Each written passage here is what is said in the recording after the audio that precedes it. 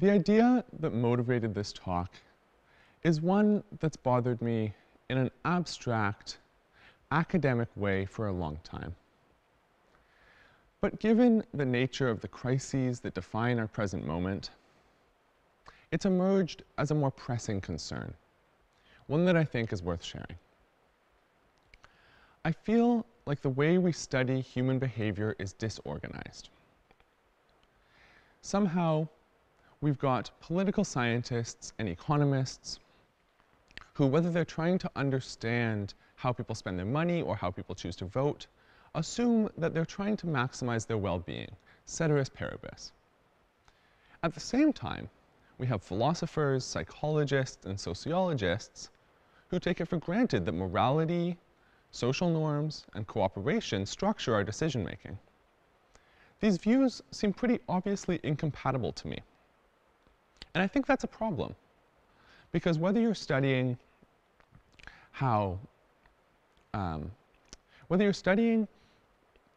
why it's so hard for people to abide by quarantine restrictions, or why social media is so addictive, or even why some people might think the 2020 election was rigged, human behavior, and more specifically human decision-making, is central to your work. Now, don't get me wrong, each of these different approaches has led to incredible insights and incredible discoveries that wouldn't have been possible without their specialization. I just think it's weird that we don't talk about the fact that they contradict each other. Herbert Gintis, the economist turned behavioral scientist, really makes my point in an eloquent way. He says that incoherence is now an impediment to future progress. Now, how did we get here? Have we always had this disjointed approach to understanding human behavior? I don't think so. And I'm going to use Adam Smith as a case study because he's someone who's so well entrenched, so defined as a paragon of a solidly defined field today, that of economics. But I think he's the kind of person that studied human behavior head-on. He's famous now for two major works. First, A Theory of Moral Sentiments, and then The Wealth of Nations. Today, these might be characterized as two separate endeavors, the first into psychology and the second into economics. But one secret to Smith's success that I think would be much harder to replicate today is that these distinctions between art and science, between psychology and economics, wouldn't have been evident to him. His project wasn't one of bridging interdisciplinary divides. Rather, he was conducting a straightforward assessment of how people make their decisions and how those decisions influence their interpersonal affairs. Now, to understand how we got from this mindset, this unitary understanding of human behavior, to our present, more confused one, we have to step back a little into the recent history of behavioral economics. This discipline got started under an Israeli psychologist named Daniel Kahneman, who found through a series of experiments that we all make bad choices. This came to undermine the fundamental assumption embedded in economics and political science and other disciplines that people maximize their own well-being all the time. And this work by Kahneman really became influential in time, but never really breached the mainstream of these fields. If I had to give this talk in only 3 sentences, this is what I would say. I would tell you that in 2002, Kahneman won the Nobel Prize in economics. Then, Daniel Kahneman has never taken an economics course in his life. And finally, what should surprise us about that is not that he was able to influence this field despite his relative naivety, but rather that we've all gone back to work since then as if it wasn't a big deal. His insights have formed behavioral economics as a subfield, kind of an appendage to economics as a discipline as a whole, and they've also been influential outside of their field, in behavioral science, which applies his insights called biases and heuristics to a whole bunch of different topics. Biases and heuristics are basically these shortcuts that we make, these cognitive kind of cheats that answer easy problems instead of the hard ones that face us, even if those easy problems don't quite get at the answers we're looking for. Here at McGill, were working to try and broaden the way we understand human behavior. One such example is Expanding Economics, a student group that has tried to broaden their department's notion of what they study. They've tried to incorporate ecological approaches as well as behavioral ones to try and modernize these pillars that still uphold much of the traditional discipline. I think if Adam Smith was still alive today, he'd have much more to talk about with someone like Daniel Kahneman than he would with many of the leading traditional economists of our era. Smith's psychological conclusions drove his economic ones, and he even presaged much of what we consider cutting edge in behavioral economics today.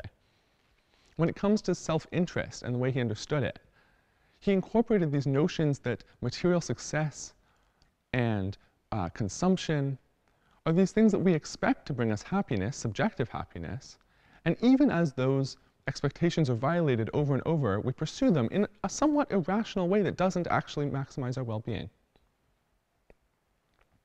Now, as much as I might romanticize Smith and his contemporaries, we can't go back to studying the way they did, and even if we could, it wouldn't solve the problem that I'm putting forward today.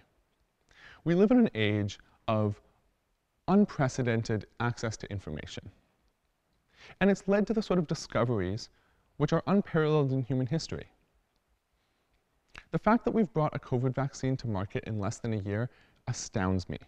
And it couldn't happen without the sort of hyper-specialization that characterizes modern science. The problem is, when it comes to human behavior, things aren't quite so smooth. We may have knowledge of exactly who should design each component of the COVID vaccine. But when it comes to making a plan for how to convince people to take it, things aren't quite so clear. That's because that involves human behavior, so all of a sudden we're paralyzed. Arbitrary barriers crop up between subdisciplines in human behavior, and they prevent the necessary sort of conversations that would unite the field and give the sort of clarity necessary to solve these big issues. I work at a research firm here in Montreal that tries to apply behavioral science to all sorts of problems for the public good. We work with people in healthcare, finance, education, and public policy, as well as under other industries, to try and lend some expertise in decision-making and some knowledge of what is really the cutting edge of the field to what they do, because each of them are dealing with human decisions and human behavior. And even though they recognize that, they don't necessarily have the language to grapple with it. And I think that makes our job harder than it might otherwise be. And it makes their jobs hard too, because they don't have a unified way of connecting their insights to what's also happening in other disciplines that are studying similar problems with different languages. Now, I think this is the consequence of a disorganized academic sphere. We have the tools to connect these different disciplines, but they're not available to us yet. I firmly believe that human decision-making is foundational for the humanities. It's almost like a metaphysics for social science or governance, if you will. This doesn't mean that each of these different experts needs to all of a sudden become an expert in decision-making too. Rather, we need to get to a point where there's shared language, there's shared communication that overlap between these barriers that have arisen between different ways of studying similar problems. Since the Enlightenment, the study of decision-making has become this fragmented, siloed endeavor, where people are going off in different directions, not necessarily aware of what's happening in other potentially relevant fields.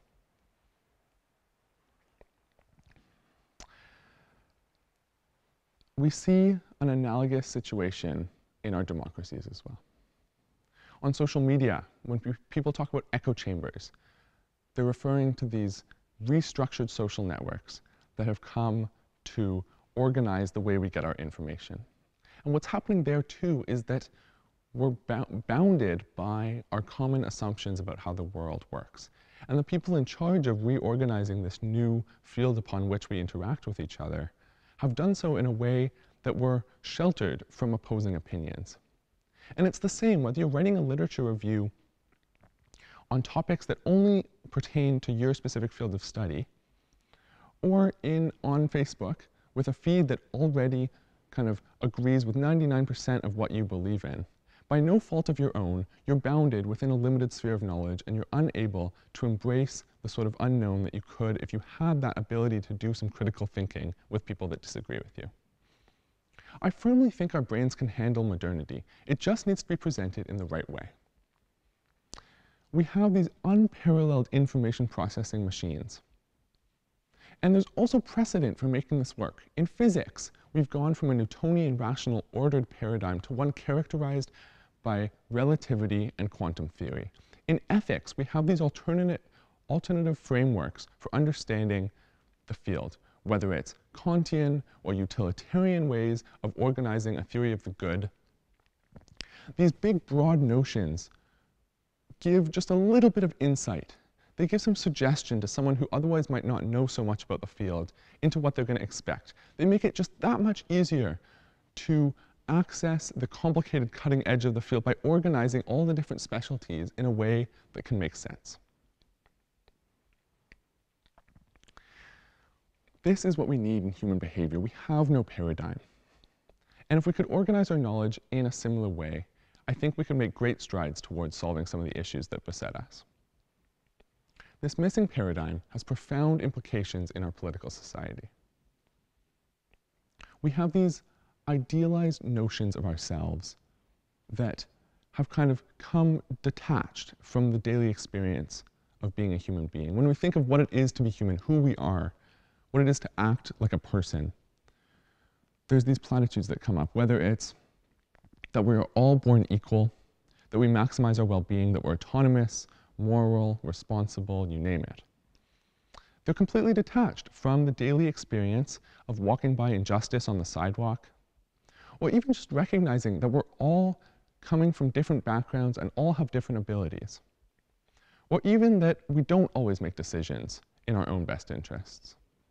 The reason that this detachment occurs is because it's too difficult to grapple with these core beliefs about who we are without a framework to process it through. And we're lacking that framework. We don't have an understanding of human behavior that would give us the conceptual grounds with which we could take down this pedestal and engage in a complicated activity of thinking about what it means to be human and engaging on that more profound level. I think the solution here is more than studying several topics at once. We need to organize our knowledge in ways that make sense. We need to recognize decision-making as a foundational discipline.